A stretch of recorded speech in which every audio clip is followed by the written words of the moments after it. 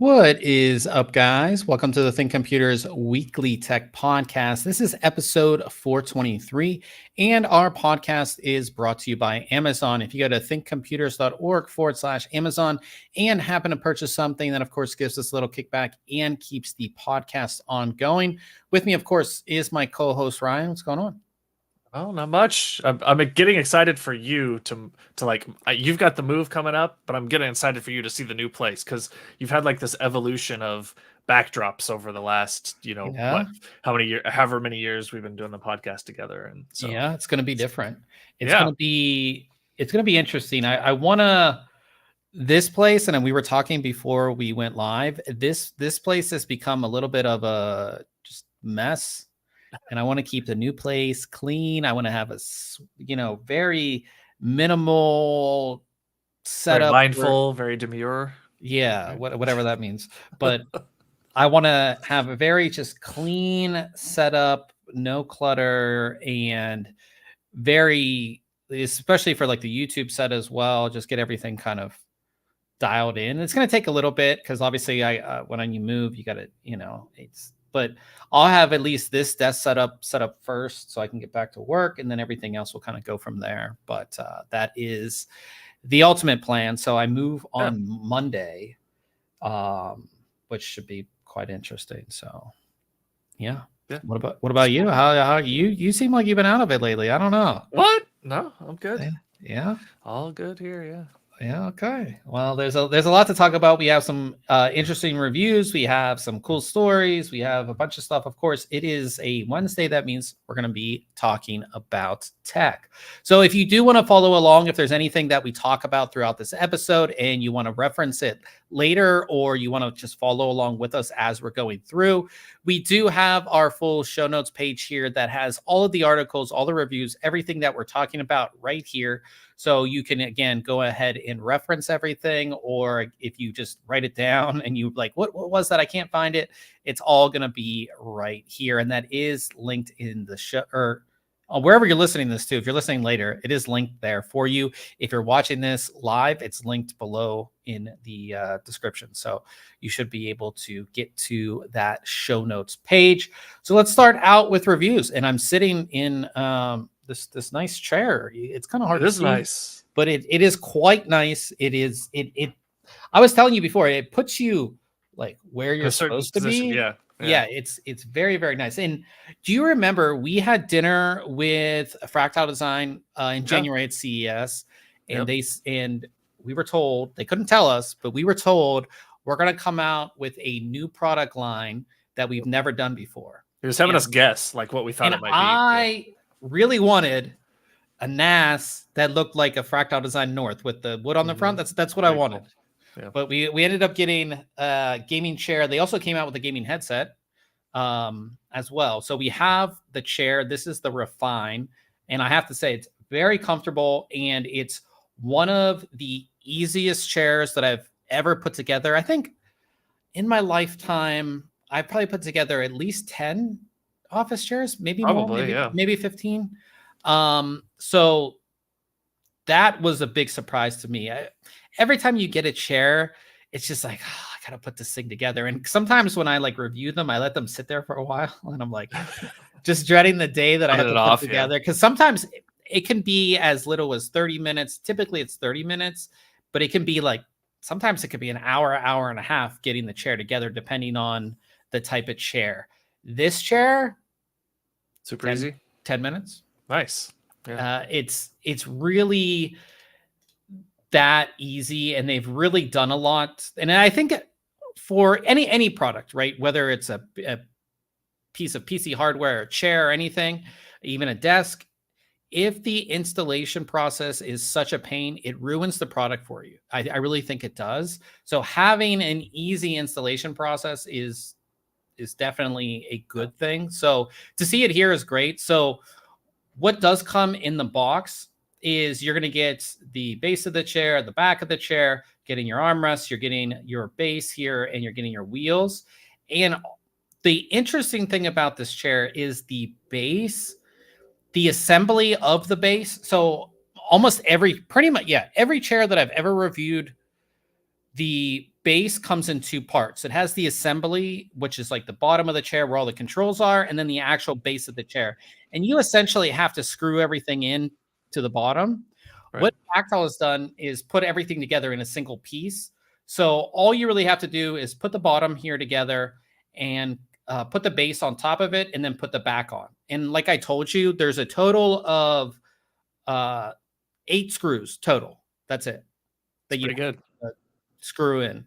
That is it. So you have 3 on each armrest and then 2 on the back part here, the chair, and that is it. It's that simple. I cannot stress enough how easy this was to put together. And if you're looking for an easy assembly, this for sure is going to be it. Now, if we take a look at the chair, I have the mesh version. So all of, most of it is going to be mesh. I actually prefer mesh these days. Well, especially in this office, I have to say, warm, right? It's hot. So having a chair that's essentially breathable for me is really good. They do offer it not only in mesh, but they do have it in a fabric version and an Alcantara. What is Alcantara? Alcantara. What is that? It's almost like a suede. Okay. So they have a couple different versions, and they have a light and a dark. I have the light version. Looks great. It doesn't give you the gamer-esque vibes, which means this is going to work well in a gaming setup, but it's also going to work well in an office setup too. And I think that's kind of what they were going for. We do know Fractal. I mean, if you look at their cases, a lot of them aren't gamer-esque, RGB everywhere, really Scandinavian type style. So that's kind of what we get here with this chair. And again, the mesh feels really nice. It's, like I said, it's breathable. It's very comfortable. It sort of conforms to your body a little bit. Again, mesh isn't going to be like a cushion or anything like that, but it's very comfortable and it feels really, really good. So I definitely like that. The headrest, which is right here, is really interesting. So most headrests you find on gaming chairs, they're either built in, so you can't remove them or something like that, or they have the straps and it doesn't look great. This is removable, but it's also built in, so there's no straps or anything like that. And the way you move it up and down is there's a button on the top, just like, well, you guys can kind of see it, but right up here, there's a button where it allows you to adjust it up or down, and that button also allows you to fully remove it from the chair if you want to. That's cool. Really like that, which is really nice. Now, the entire frame of this is made of a glass fiber. It is heavy. It feels really sturdy. So you have all of that there. And then the lumbar support here, as you can see, it has this dial. This allows you to move it up and down, and you can move it like forward and back. So if you want more lumbar support, you can easily move it forward. It's really easy to go ahead and move that there as well. And again, lots of adjustment there.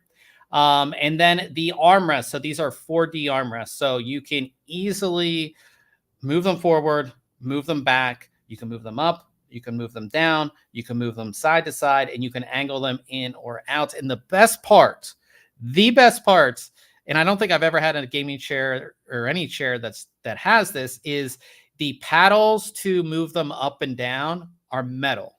Oh, and nice. We know this is like the same thing with PC cases. Remember, Fractal was one of the first to have the metal trays for your hard drives. Everybody was doing plastic. They had metal. With this, it is very satisfying to kind of feel that colder metal when you're going up and down. It's much better than plastic, I have to say.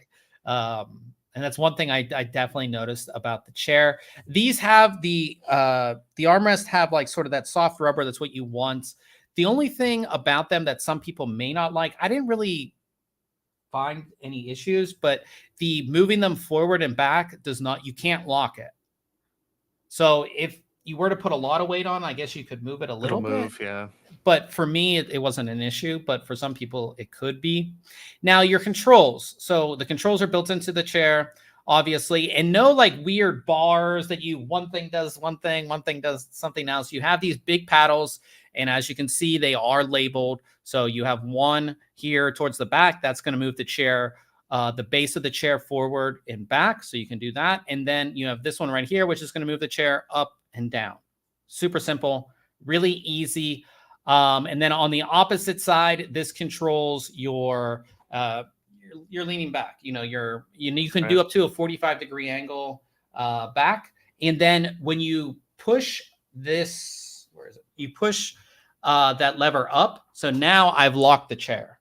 So it's reclined, but if I unlock it, yeah. So then you can unlock it, and now I can move it freely. You know what I mean? But if I try to lock it really far back. And that's the base that's moving, right? Like the whole, like the seat and the back. It's not just the back reclining. It is. It is part of the base moves, but not as much as other gaming chairs. Okay. And the reason that they've done that is so it's supposed to be, this entire chair is designed to be ergonomically correct. So when the entire base moves with you, it doesn't open up your torso as much. So this opens up your torso more for just better ergonomics. On top of that, it doesn't put as much pressure on the back of your legs. So yeah, I feel like it's very comfortable, like when I'm sitting here, you know. Let me take this out. Now I'm like shifting around in my chair going, yeah, maybe I... Yeah. But yeah, it's really, like I said, it's really, you know, like I feel it's super comfortable and all of that. So I really, really enjoy, and it's really easy to use. Like I said, all of these controls are super, super easy. So I do really enjoy that as well. The feet, they're kind of like your normal feet, but they do kind of grip a little bit better, I would say, than others. So I do like that. And then of course, this bar on the other side, this adjusts how much tension you have on the back of the chair. So if you want more tension, you can do that. So like when you're leaning back, if it's too loose, you can kind of tension it up. If it's too tight, you can loosen that as well. So really comfortable chair. I really like it. I think it's designed with ergonomics first. I think that's the big thing. So it puts you up in the chair, which I like. I found it was a little weird to get used to compared to my previous chair.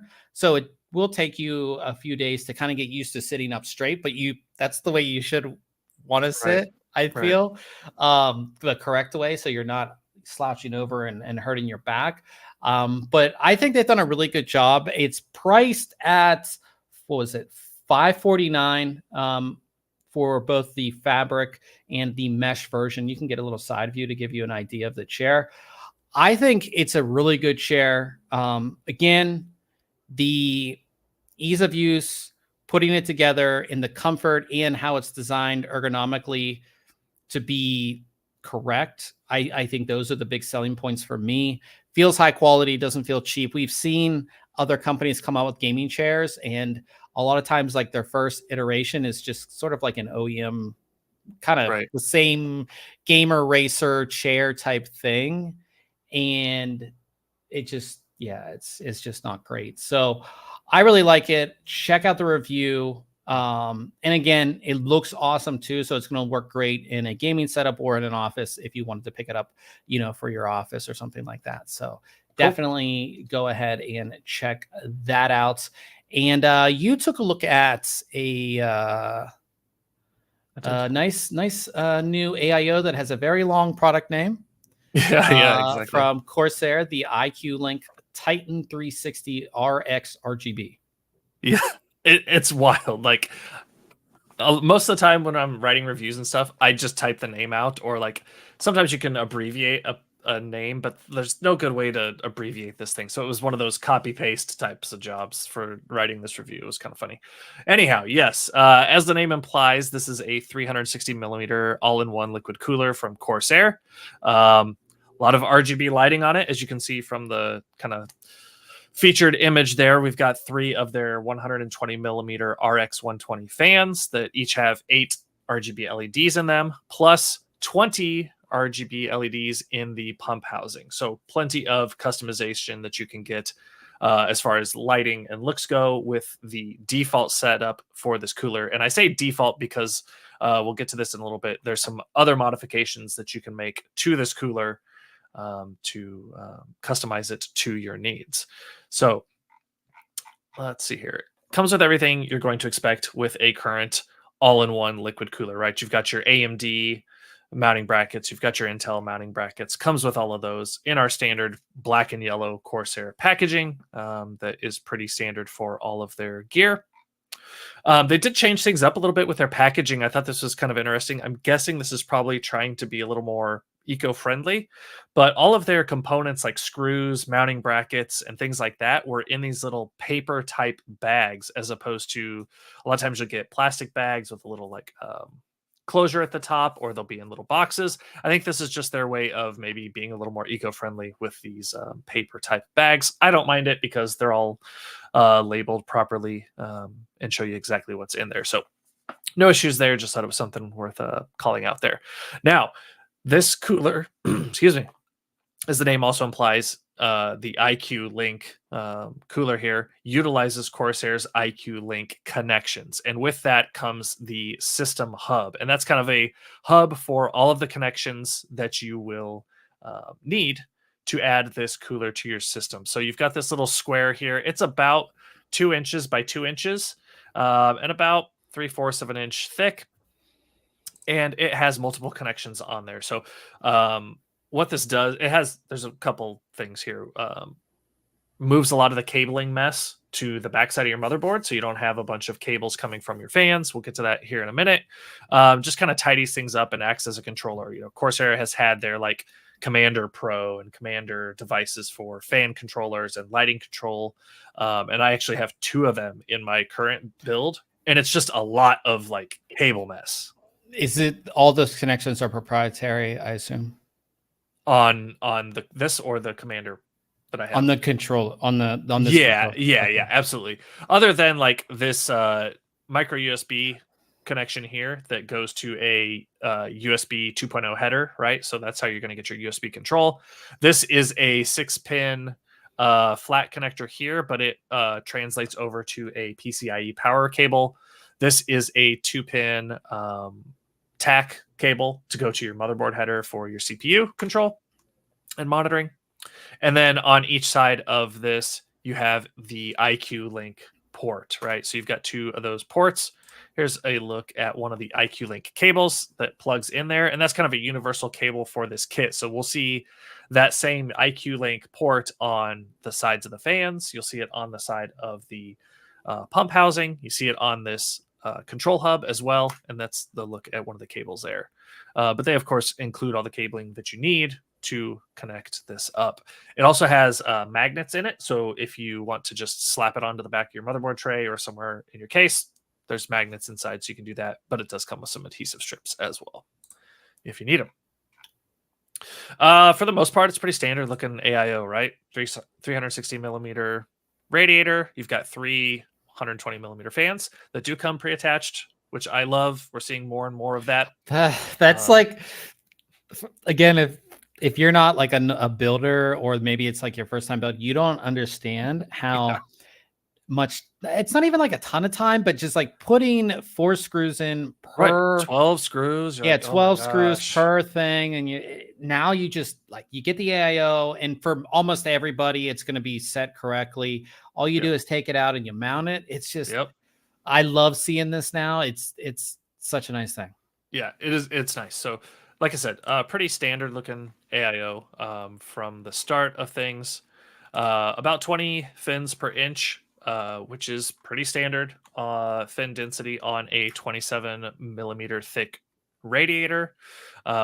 You know, all the AiOs that we look at are pretty much 27.2 millimeters thick, right around there, and right around 20 to 22 fins per inch, depending on, you know, manufacturer and things like that. So nothing too extreme there. Like I mentioned, we have 3 of the RX 120 fans, and you can kind of see above it in this picture and below the fan, there's actually these little plates on the side that look like this here that kind of bump out from the body of the fan. And in most cases, you'll probably be all right. But if you run into clearance issues or just don't want Corsair plastered all over your case or your build, you can actually pop these off and you don't have to have them on there. So just something to keep in mind there with those fans.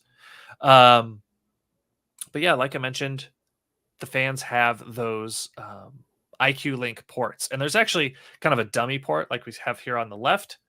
And that's just like a space holder because there's a little tab that goes in between the fans to keep them steady, right? They have a And it's just a way of stabilizing them. Since they're all pre-installed, like they're all connected to each other. Absolutely, right? they're all daisy chained. So on the other fans and in between them, you have the iCUE Link connector and then like a little bridge that goes in between them to make that connection. So yes, there's no cables at all on these fans, which is so great, nice. right? Yeah, so nice. Yeah, it's very awesome. So here's a closer look at that pump housing. It's pretty plain looking. Like I've mentioned multiple times here, you've got this round disc at the top of the pump housing that has that RGB lighting underneath it. Along the sides, you have like a frosted, semi-transparent plastic, and then just like black plastic along the sides of it. From the top, you get a look at it here. This disc actually comes off. It's held on by magnets. So if you install this in a case or orient it in a different orientation, you can take it off and make sure that that Corsair logo looks properly aligned in your build. So no big deal there. But Corsair has also come out with a technology called cap swap. And that means you can take off this whole upper section, right? Let's see if this works. It didn't translate over. Darn. That's okay. This whole upper section just pulls off, and the LEDs underneath there, well, if there were LEDs on this, sorry, I gotta get to the right window.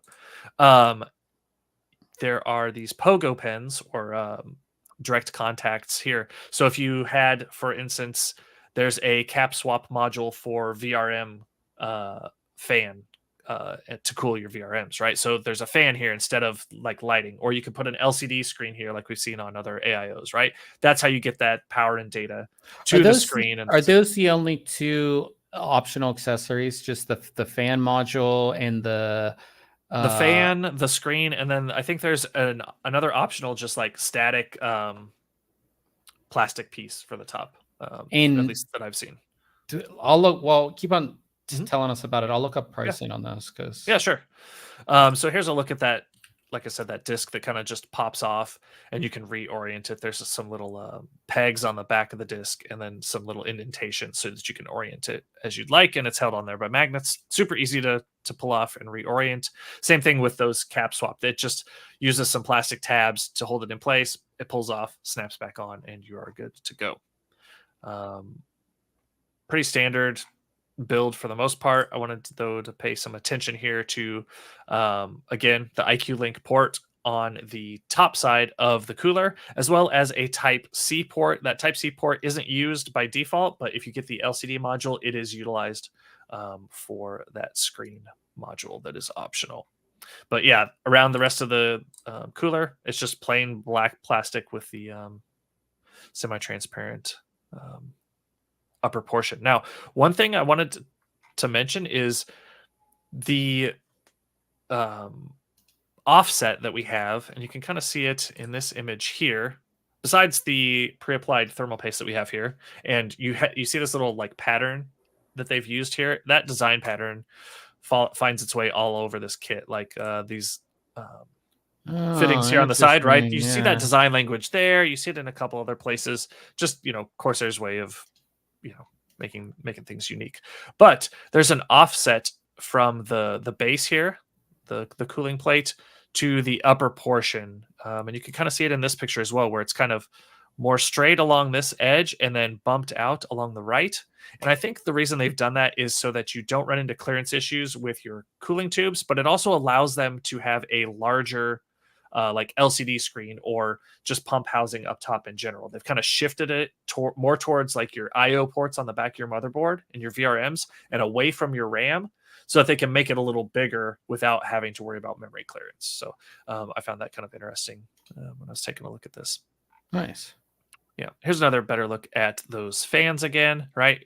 One of them is a dummy hole just for keeping things together, and then the other has those connections. As with pretty much all fans nowadays that come on AIOs, we have rubber pads at the corners to keep any unwanted vibrations and noise out of your system. And there's just a quick look at the fans attached to the radiator. Installation, super easy. It comes with Intel hardware mounted to it from the factory, but swapping it out is as simple as pulling off the brackets from the sides and sliding the AMD hardware in. You can kind of see the little notch here between the two. That's just the seam in between them. They slide in and out. Super easy. Utilizes the factory back plate for AMD. You do have to take those plastic brackets off, but then the screws that come on the mounting hardware screw right into that bracket on your motherboard. So no big deal there. Quick shot of it installed in the system. And then here's that iCUE link cable plugged into the top of the pump housing itself. Now, they do include these little like flags or tabs so that you can pull it out a little easier. It acts as a little extra leverage for you, because once those are in there, they are kind of like tough to get a grip on, especially in this location. If you put the radiator in, like once your radiator is in and this is in there, like getting to that little plug is difficult. Yeah, that's right. true. So having that little extra grip there is nice. So moving on to performance of this kit. It was okay on idle temps, right? We're right towards the middle of our grouping, right? So, and honestly, the delta between our best performing of 24 and this one at 29 at idle really isn't that major, but it is towards the middle. But it's sitting along with a bunch of other 360 millimeter all-in-one coolers. Now, the nice thing about it is it's running really quietly.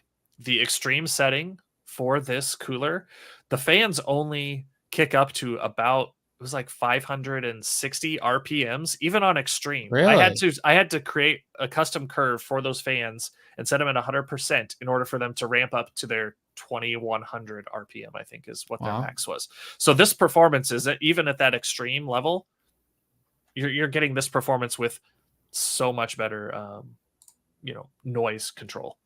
That's good. But moving on to load temperatures, however, kind of tied for third place with a bunch of other coolers. So hitting here at 37 degrees under load. And we run this for an hour. It just sits there, runs, and we kind of monitor those temperatures over an hour there. So good, much better like load performance compared to idle performance. It's essentially tied for third place out of all of those coolers that we've taken a look at in this test system, which is great. Nice. As I mentioned, this is an iCUE supported piece of hardware, so you definitely have control of that within Corsair's iCUE. And there's just a couple screenshots here of the control that you have. You can obviously set your lighting effects per device. So whether that's you want to control each individual fan or each individual LED on each fan or the pump housing, you can definitely do that with iCUE. You can also adjust the cooling for each of your devices as well, setting custom fan curves, react to different system events, right? If your CPU hits a certain temperature, you can have it trigger an event, shut down, do whatever you want to kind of control your system, which is nice. I think I've got that set here. Yeah, some emergency shutdown, right? If temperature hits this, set all my fans to 100%. If it gets to this temperature, shut it down, right? So you can kind of set different levels of control in an emergency situation. And then, you've got your dashboard, which I'm a user of iCUE. I don't know if you use iCUE at all in your system. Not anymore. No, I haven't used iCUE since I switched to this to the Lee system. So gotcha. Yeah. So I mean, I have, let's see here, Corsair headset, Corsair memory, and keyboard, and so I always have like iCUE running, especially on podcast nights and streaming nights. I always have the dashboard up and customized on my system. Mine looks similar to this, but a little different. And I'm always just like monitoring temperatures, right? Yeah. I'm just a numbers nerd, want to know how things are going and making sure temperatures are looking good on everything. So that's something I take a look at there. And then there's also this murals feature in iCUE to kind of set a bigger landscape for your visualization customization. So like I mentioned, I have multiple Corsair devices in my system. If I had this all-in-one in there, you would see more and more devices in this mural, and you can kind of move them around this image, and that will translate the colors of this moving image that's moving behind here to all of your components. So it's just a way of like kind of spreading out the color scheme to all of your components in a little different way. So really good looking kit, I think. I like the look of these fans. I'm not a big proponent of the Corsair labeling on the side of them. Yeah, I wasn't every either. One of them. Yeah, when I first saw it, I was not a fan. Yeah, I don't mind the like chrome Corsair logo on the side of the radiator. I think that looks fine, even if it said Corsair, which it doesn't. On the radiator would be fine, but saying Corsair on every fan here is like it's too much. I don't know, advertising, or it's just not my style. Yeah. So just knowing that those are optionally removable is great. There's another shot of that disc that can easily come off there. Overall, though, I gave this an 8 out of 10. I think it's a great cooler. Has my cons were that it had mid-range idle performance, kind of like I mentioned, and it's kind of plain looking when you think about it, especially at the price point. It is $200, but knowing that you're getting these nice fans, you're getting the cable management or lack of, much cabling with the iCUE Link platform. You get the controller that comes with it. It supports the cap swap ecosystem. So if you want to swap that cap out for better VRM cooling or a screen in the future, right, you're set up to do that. Obviously, it works with iCUE. That's kind of a given there. Pre-installed fans are always nice. So yeah, 8 out of 10. If you're looking for a current gen all-in-one liquid cooler, definitely worth checking out. Nice. Yeah. Well, definitely check out that review. Real quick, we have Crewman Tech and Mining in the live chat, as well as Pseudoscientist in there. Now, I did want to say about that review, it is so nice to see all these brands, like whatever they call their system where all the fans lock together and we don't have a ton of wires. We don't have 3 wires for each fan plus 3 more wires for the RGB. It's so nice to see that. So yeah, it's so much better than every major company is getting to that point. So that's really good to see. Now, we did talk about the caps. So it's $199 without any caps. Correct. Yep. Right. And just with the default cap, but yes. Yeah, with the default cap. And then just to show you guys here, these other caps. So you have the Groove. This is an optional cap here. Which that Groove looks so much like the Cooler Master what was it, the Eon or the Flux? No, it's the Atmos. It looks so similar to it. I was like, this is like yeah. So you have the Groove, which is just simply a cap, and then you have what the heck? That was weird. Yeah, I don't know what happened there. Then okay, now I lost where I was. Okay, here we go. Then you have the VRM fan here, which is the fan. Of course, it's going to blow down and cool your VRMs around your CPU socket. And then we have the LCD screen, which is a full-on LCD screen that you can configure with an iCUE. Now, pricing, just the cap is $14.99, so that brings it to $215 if you want the cap. If you wanted the VRM fan, that's $30, so it brings it up to $230. And then the LCD module is $89.99. Yep. So it'd be $289.99, which is kind of right around the high end point for an LCD based AiO. But I think, like, what is your take on?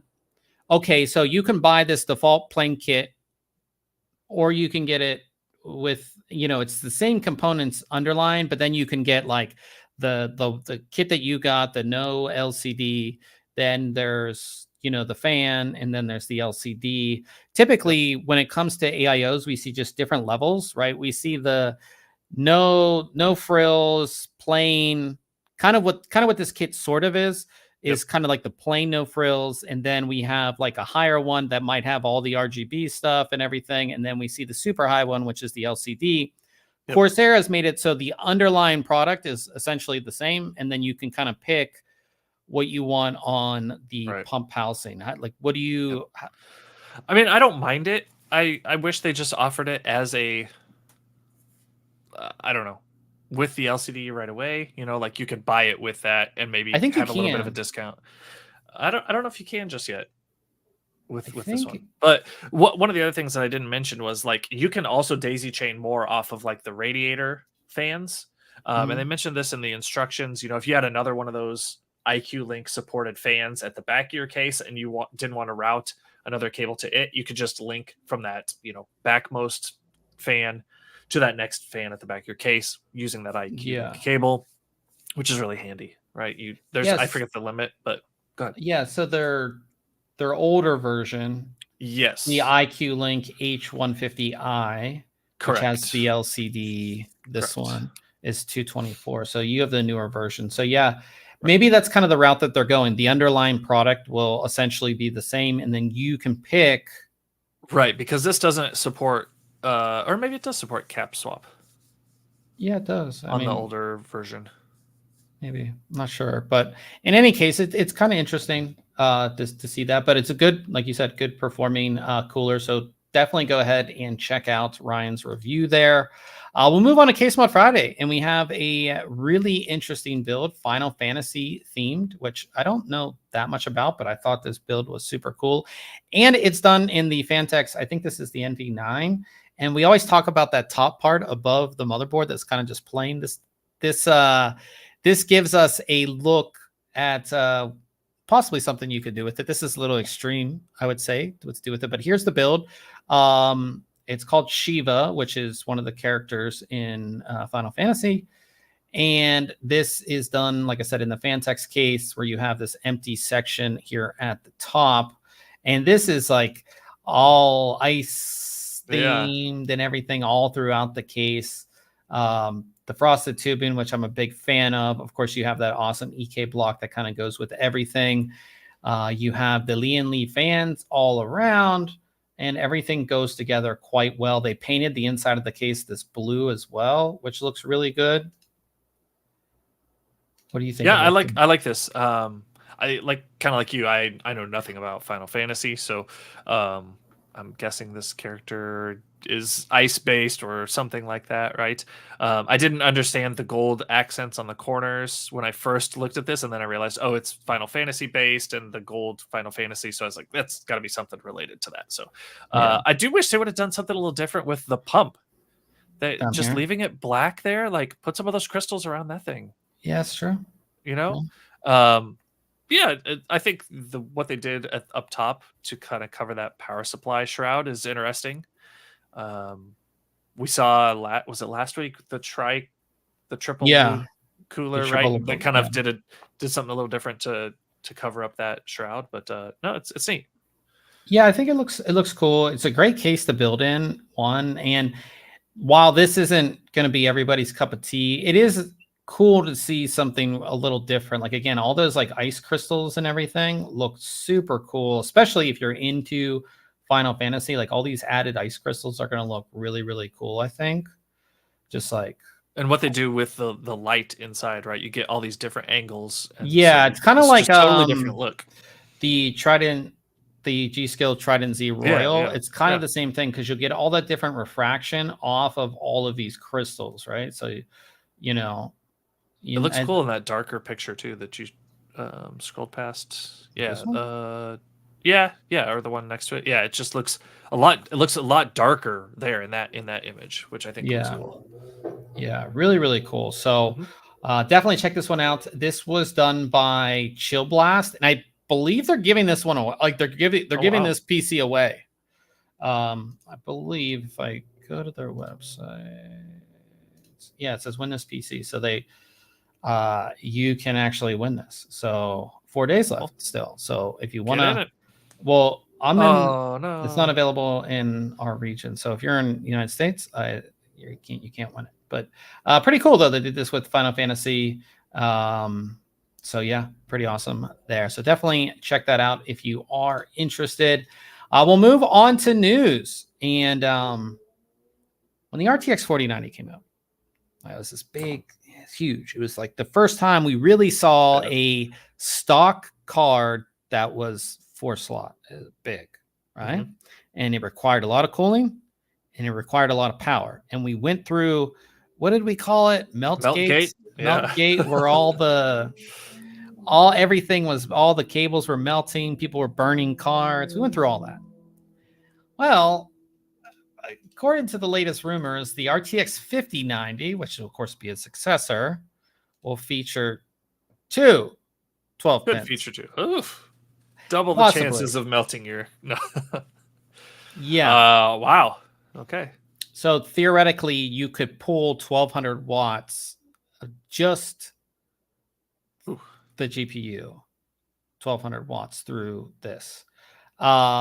again, this is just a rumor, but it could happen possibly. I mean, the 5090, while it is going to have some efficiencies through the new node and everything like that in the architecture, it's still going to be quite a beefy card, and with its performance, it's still going to be pretty high. And even if like the card's TGP is at 600 watts, you'd want two connectors to load that out, because each one of these connectors is 600 watts total. And with power spikes and just distributing that load, because again, we've already seen with like one, if there is a power spike, sometimes you could burn a cable, you can have issues. So having two to balance the load will be good. Now, this does mean that you'll need a new power supply. Because most power supplies give you 3 to 4 PCI Expresses, and with a normal 4090, you can convert that to right. But with this, you would need more than what's offered. On top of that, you know, the newer power supplies like ATX 3.0 or 3.1, it's going to come with a native 16 pin. And then new power supplies, big new power supplies. One that was just released this week, the Seasonic Prime PX 2200, that comes with 2 native 16 pins right here. So sweet. Do you think I don't think we'll come to a point where we're going to need a 1400, 1500 watt power supply for the 5090. I could say like maybe you want to be safe 1200 watts, depending on what type of system you're running, you know? Yeah. Like some of those super high end overclocked cards. Sure. But yeah, I think for your run of the mill 5090, I think you'll still probably see 2 connectors. But I don't think your wattage requirements are going to necessitate. Like say even like the TGP is even below 600 watts, you'd still want to balance that load for a lot of reasons. And and then obviously if you want to overclock the card, you want to put more power into it. And again, we will see crazy overclocked models and all that stuff requiring the 2. So but yeah, this power supply from Seasonic, 2200 watts, which is crazy. Look at all those connectors, man. That's a ton of connectors on this thing as well. That becomes quite the mess when you're in the cable. You know, you're like cabling that thing up during your build, and like you always got to bust out the flashlight to make sure you're plugging in the right spot or get it lined up just right. See what's what, but yeah, this is this is made for high end. But like we see a couple of these coming out, you know, maybe the power supply companies know something we don't about the next gen too, right? Something could be coming out like that. So Rootman Tech in the chat said that they had a Thor power supply on their 7800 X3D and 4090 and saying it's only taking about 500 watts, because they were saying they didn't think it would be that power hungry, but I don't know, we'll have to see. I honestly don't think it's going to be insanely power hungry, like doing efficiency and protection for protection. And again, balancing. I don't think NVIDIA wants another. I mean, that was kind of like a PR nightmare for the 4090 with all the cabling and everything like that, where they're like, okay, well, we'll balance this out. You know, we'll do 250 watts here, 250 watts here. We're not burning cables and having all that mess. So we'll see what happens. Obviously, this is a rumor currently, so we'll keep you guys updated on that. Intel processors are coming out very soon, and we have new boxes, and they look okay. Look what?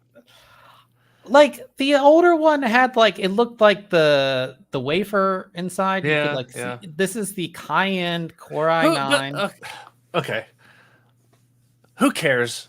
Like, how many people are buying these off of the shelf? Like, I bet you 90% of these come from a Newegg or an Amazon, and it gets opened up and thrown in the trash, right? But like some people like to display them, and you know. Yeah, but I know. Oh, believe me, I understand. Talking, you know, I got carded action figures and everything else behind me, so I get like liking the box, but I don't know. I like the look of it. Yeah, like, okay, so what do you think of the color change? Because typically Intel boxes are blue. Now we're going to black with the blue accent. I like the blue and purple design. The number at the top, letting you know what range you're in or what series you're in. And then the plain ones, so this is only going to be the what is it? The Core Ultra. What is the highest? Core Ultra 9 285K. Yeah, I haven't gotten used to that. Yeah. And then the regular boxes, we don't have full-size images, but they're going to be black, very much the same, just without the insert like that. So, yeah. Well, yeah. I don't have a problem with it. I just wish that we had the wafer inside. It look cool. I like that. Talking about Intel, some decent news on the mobile side. Of course, we do have Core Ultra Arrow Lake HX stuff coming up for laptops. Of course, Intel does power. They have a massive market share in the laptops, and of course, high-end gaming laptops.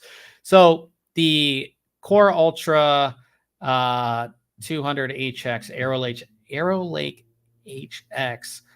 So this will be the Core Ultra 9 285 HX, 24 core, 5.5 gigahertz boost on mobile, which sounds really, really interesting. Yeah, I think this is going to be a decent series for them on mobile. If they, keep temperatures and everything like that. Yeah, it's good. This will be exciting to see, like up in the, I think, first or second paragraph, expecting to launch this right around CES 2025 time. This could make for some really cool laptops being shown off there. Yeah. Yeah, 24, it's wild to think of a laptop with that many cores nowadays, right? It's just, yeah. Yeah, and we have the whole lineup here. So Core Ultra 285 HX, 24 cores, 5.5 gigahertz boost, and then you get the 275 HX. Then you have the Core Ultra 7 265 HX, Core Ultra 7 255 HX, Core Ultra 5 245 HX, and Core Ultra 5 235 HX. So, yeah, it's going to be interesting. I think with both Intel and AMD, they need to keep on pushing things, especially in the mobile fronts. Intel has a much bigger market share, obviously, there. But they still need to continue to improve. And this whole name change too, things need to. Yeah.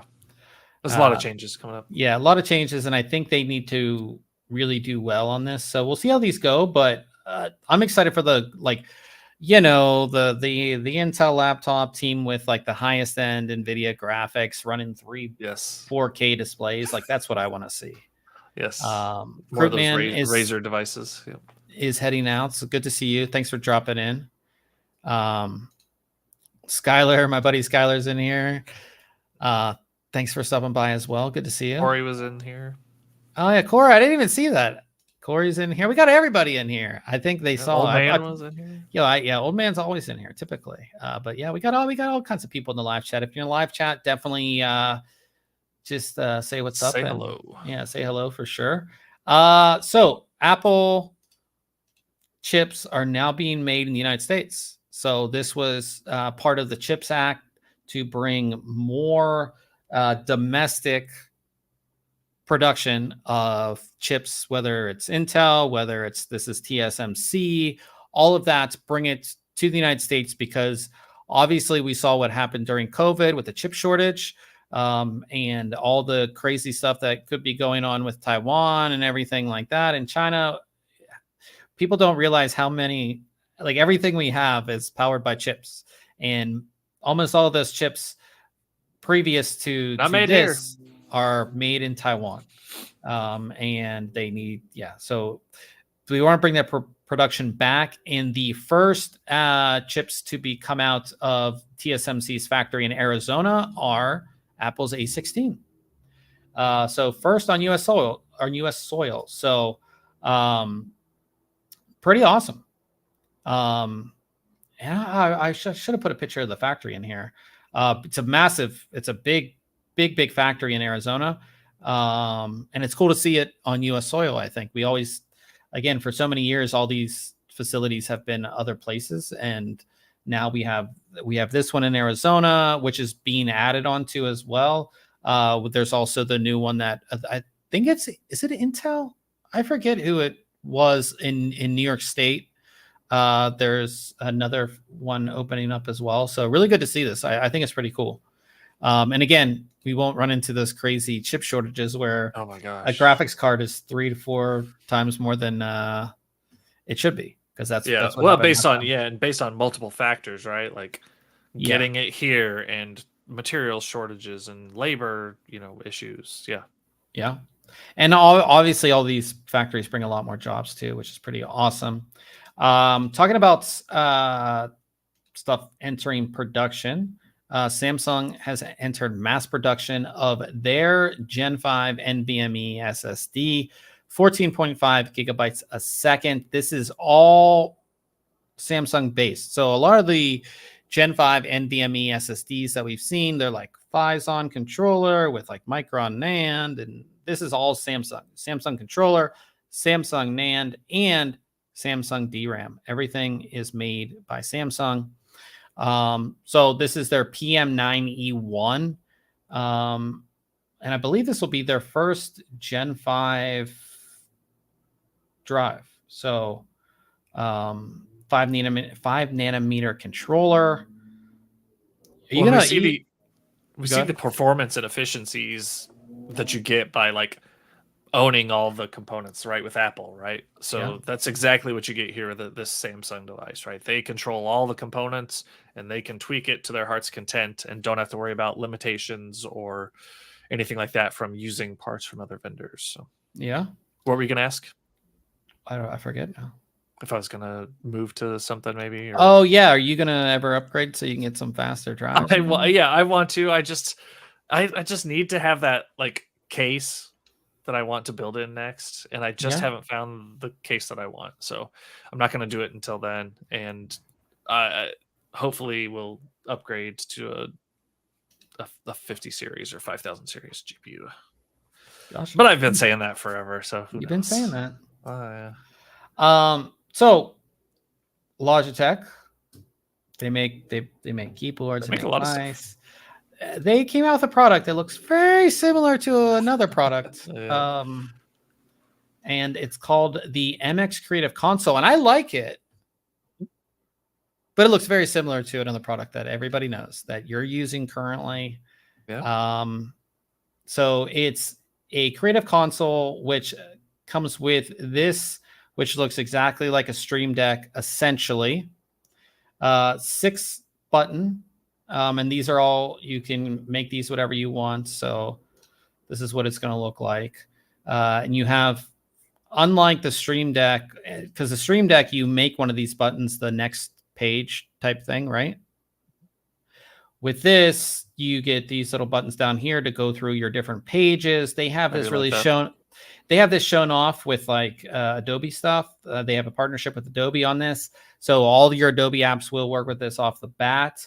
So you get that. It comes on a little stand here. And then you get this, which I assume is wireless, this little thing. So this allows you to, they show it like you move the dial and it increases your brush size and does stuff like that with the Adobe apps.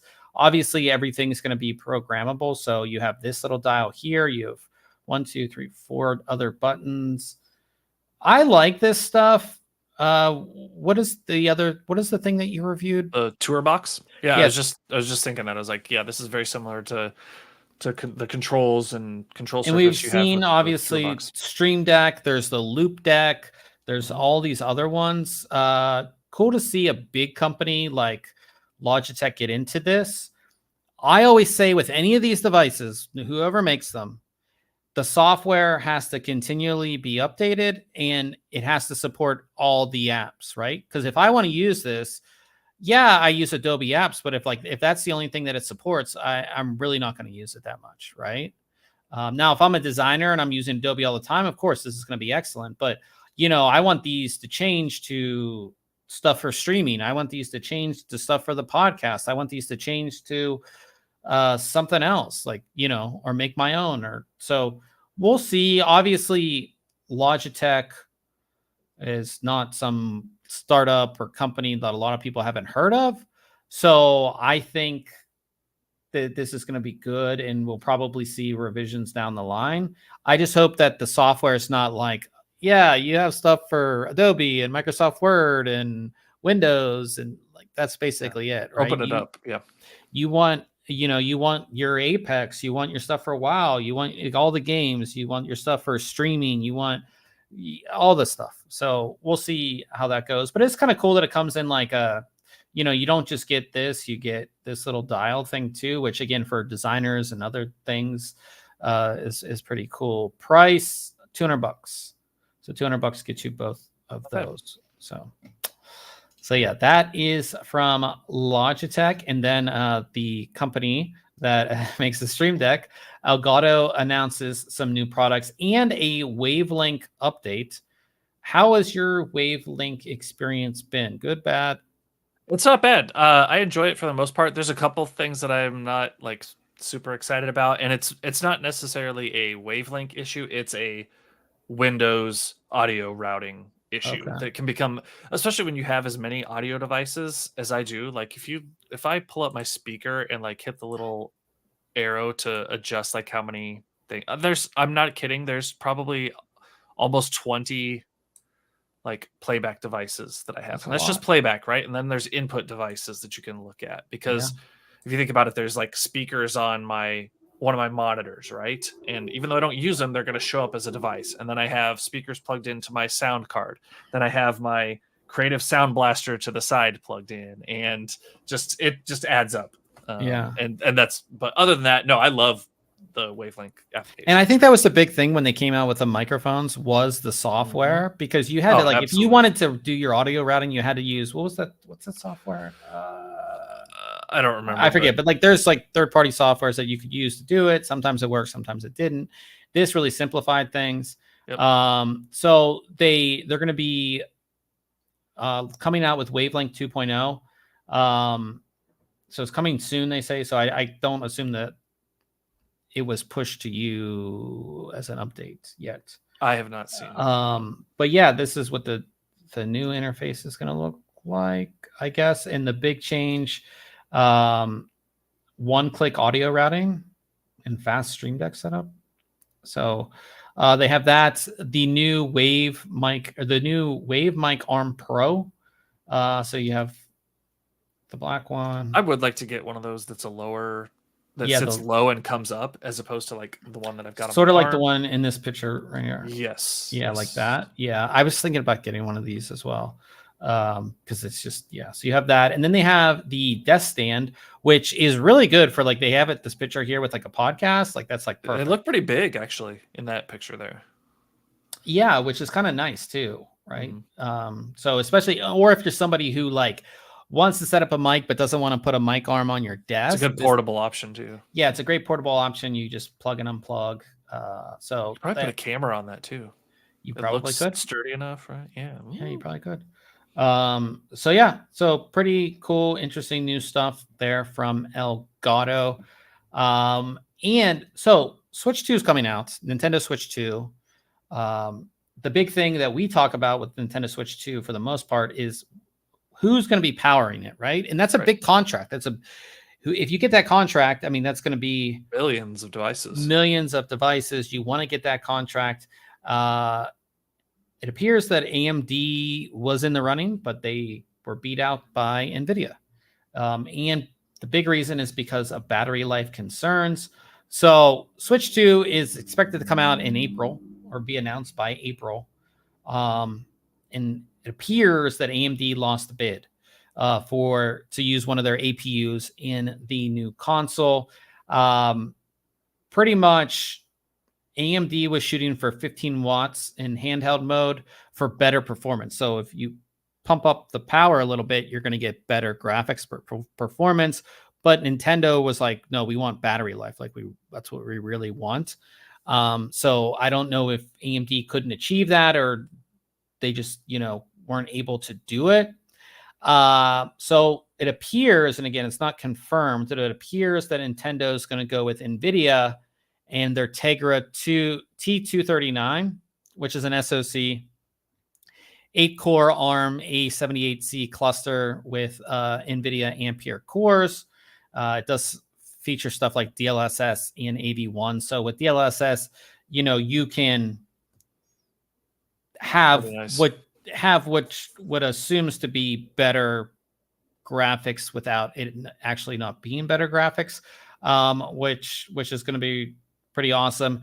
And we also got some information on the battery. It's going to feature a 20 watt-hour battery, which is 4 watt-hours more than the current OLED model of the current Switch.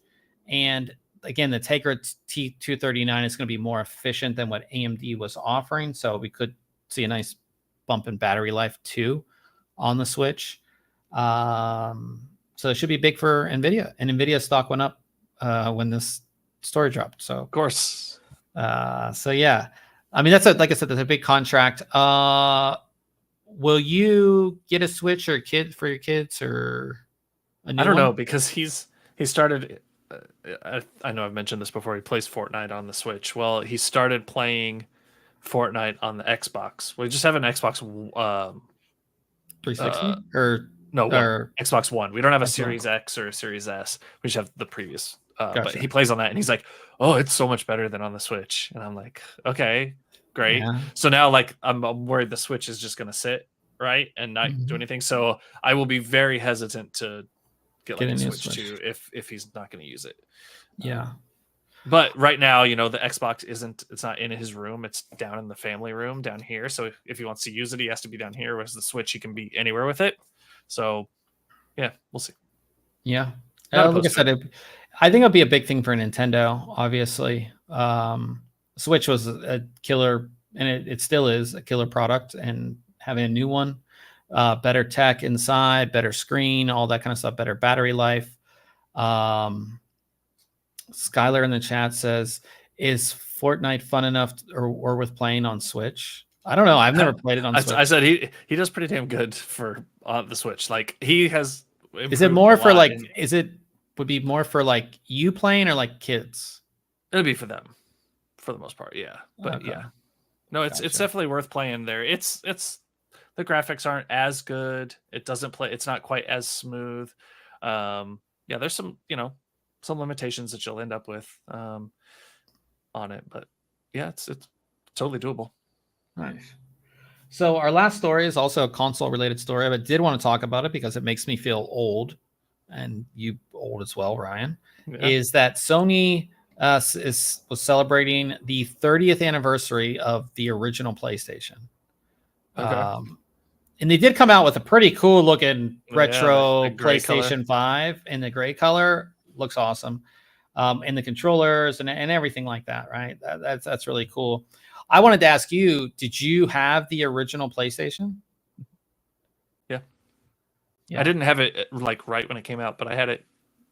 I don't know if I'm pretty sure I didn't get it right when it came out, but I did get it. Like I said, I always remember playing Crash Bandicoot on it. I'm trying to think of what I had first. Oh, I played a ton of like Gran Turismo. Like that was like the very first one, obviously. Yeah. I played a bunch of Gran Turismo on it, and then later on, once like Tony Hawk Pro Skater came out, that's all I did on any time. It's so crazy because somebody put out on Spotify like the Tony Hawk soundtrack. Oh yeah, and you hear some of those riffs, and you're like right back. You're right back in, and every word to those songs because you played that game so much. My son was. I busted it out a while back, Tony Hawk Pro Skater, and he was playing, and like as soon as that music came on, I was jamming. It was one of the first like pretty like open world type games. You could just like go in there and just have fun. Like you didn't have to do You could go to the mode where it was just like free skate, and you could just sit there and skate around that map for as long as you wanted. Yeah, it was. And again, like I said, the soundtrack was great, and those were the days. But that, like I said, 30 years. We're getting old here. We are. But yeah, that they had, like I said, everything like kind of with a retro look. That's cool. Controllers, everything for the 30th anniversary. Oh, these controllers do look kind of cool, actually, for like the retro look with the whole PlayStation logo. But yeah, pretty cool. Just means we're getting old, man. Just means we're getting old. Right. Yeah. So talking about coming up next week, we usually talk about what's coming up next week, but there will be no podcast for the next 2 weeks. Obviously, I'm moving this week. Ryan's on vacation the following week, and that will give me more than enough time to get this sort of set up in the new place. So no podcast for 2 weeks. And as far as reviews dropping, no clue, because I'll be moving and who knows what's going to go on with all of that. We'll have at least one next week. We'll have my microphone review. Yeah, so we'll have a cool microphone that Ryan's been checking out. I might have some other stuff. It just depends on how this move goes and how everything gets set up and how we do everything. But talking about moving, for our question of the week, I want to say, what do you think? What's like the worst part about moving like PC stuff? I mean, for me, well, I would say I haven't had to do this because prior to the last couple builds, I had never done water cooling, right? Everything was air cooled. So like if I had to move this, and this is even a little different than an all-in-one cooler, right? An all-in-one I don't think is as bad. I'd be more worried though with this system, which is a hard tubing custom loop, right? I would probably empty it and move it, right? And you've got to just worry about some of the weight of things and how they're situated. I know, like, well, I don't want to answer for you. So currently that would probably be it. Like the hassle of clearing out the liquid in the system and transporting it. Cabling is always kind of a pain, right? Like you tear down, you got everything exactly how you like it, and then even putting it back on the same desk in the same configuration can still be a pain. Well, the thing is too, is like I have the standing desk and I have all the cables, so there's no cable mess under the desk. Everything is in its own place. I have to take all of that out. That took hours to do and have to redo it. Yeah. And then Skylar in the chat says, realizing you have too much stuff. I was telling Ryan, there's a bin of mice. If Skylar came over the other day and I gave him a mouse, because I was like, yeah, I have all these mice. I have so much stuff from reviewing stuff. That's not an everyday person problem, but you know, a lot of people do accumulate stuff. We always talk about that box you have of USB cables that you never use. Oh, yeah. I have like 5 of those boxes of things, and that's always the thing. And I earlier this year I threw away 100 USB cables that I had from random things, and because everything's going to Type-C now too, so like they were all micro USB and all that stuff, and you got to make sure you keep like one of each, because you always find that device that you're still using or want to use again, and you're like, oh, this thing uses a mini B, USB, and you're like, holy crap, where am I gonna find one of those? Yeah, I have some old portable hard drives that have like that. What is that? The mini B, the one that has Probably. Like the 2? Yeah, it's like, and I still have stuff on those hard drives that I still haven't pulled off, and I just I have one of those. I have an older iPad that still has the lightning cable. So I have one of those. I had maybe 3 or 4 months ago, I had my iPod Touch that has the 30-pin Apple connector. Oh yeah, yeah. And then the other day I picked it up and like the screen just exploded. Really? So, because I was I wanted to see what it was on there and like turn it back on, because I had kept the 30-pin. Just for that. Yeah. And I had to throw it away. I wonder what that's all about. Yeah, I don't know. I think the battery inside blew up. Maybe, yeah. And that pushed the screen up. Enough, Yeah, I think that was the problem. But in any case, too much stuff. I think that's the big thing. But I think for most people, when you're moving your PC around in general, to be safe, even if like I have an AiO, that should be fine. But typically, especially if you have a larger graphics card, take the graphics card out just to be safe. Yep. You never know. You put something down hard and that PCI Express slot and then you have issues. Or it just flexes a little, and it looks all right from the outside. That was what I was going to say. I was like, when you bring your system to CES, right? You take your GPU out and bring it separate. Yep. And then you got to put it back in when you get there, which is smart, especially with modern GPUs. Well, especially like this 3090 is just big. Yeah. So yeah, and you just never want that to be an issue. So it's not hard to take it out and put it back in. So yeah, I would say that's for me, that's the biggest thing with moving electronics in general.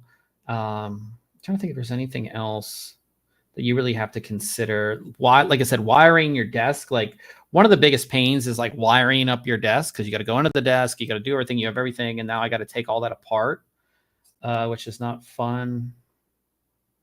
Yeah. Moving these desks is going to suck because they're heavy. They're sit stand desks. How are you going to move them? So you're going to take them all the way apart. Yeah, take them apart, which is easy. That's the easy You're going to have part. to take the legs off of them. Yeah. What do you mean? Yes, it doesn't sound like fun. That's actually the easy part. The problem that I'm going to have is I got like that wrap that you wrap like furniture in. Yeah. And my plan, hopefully, here's my plan. You guys can tell me if this is a good plan or not. My plan is to almost all the cables are attached to. You're just going to wrap around it? Yeah. So what I'm going to try to do is unplug power from the desk, which is the one cable that goes to the ground. Put that, like tape that to the bottom of the desk, and then try to wrap everything so that I don't have to rewire everything. Yeah. Yeah. I don't know if that's going to be possible, but we're going to try. I think it's worth trying. Yeah, so we'll see. That's a lot of work to take all that cabling out and put it back in. If you guys follow us on social, whether it's on X or on Facebook, I'll post pictures of the move process, and we'll see what happens. But that's my plan, at least, is to wrap both desks like that. This desk over here is not bad because there's not a whole lot of cables, but this desk has all the cables of everything. That I meticulously organized for it to be good. So, and just like this new I literally put this OLED up for less than a month that I have to take it down. Did you keep the box for it? I did. Okay. I always, when it comes to obviously any piece of hardware that I use that I always have, I always keep the box. Like case kept the box, monitors keep the box. Motherboards, I keep the box, graphics card, all the stuff that I use because it just makes it easier to move, right? Yeah. Not that I'm moving necessarily all the time. Well, and store, right? And store, to stack 10 boxes than it is 10 GPUs on top of each other or something. Yeah. So, but yeah, guys, that is it for this week's podcast. Of course, we're going to be jumping over to Twitch. Ryan has that stream up. So that's twitch.tv/ThinkComputers. Be playing some Apex Legends. I'll jump on there for a little bit, but I do need to get back to packing. But Ryan will be on there first. I'm going to jump on in just a little bit. So definitely head on over there. Thanks everybody for coming out. We had a bunch of people in the live chat. We had Corey, we had Old Man, we had Group Man, we had Skylar, we had Pseudoscientist. Did I miss anybody? I think those are the people we had in there. So thanks everybody for chatting with us. And again, 2 weeks. So maybe if I get stuff set up the next Wednesday, maybe I'll play some games or I'll jump on Twitch by myself. But it's likely I won't have stuff set up and I'll be busy, but we'll see. But like I said, follow us on social to see all the updates for the new place. So we'll see everybody in 3 weeks. That's a long time. Yeah. Yeah, 3 weeks. So we'll see everybody in 3 weeks.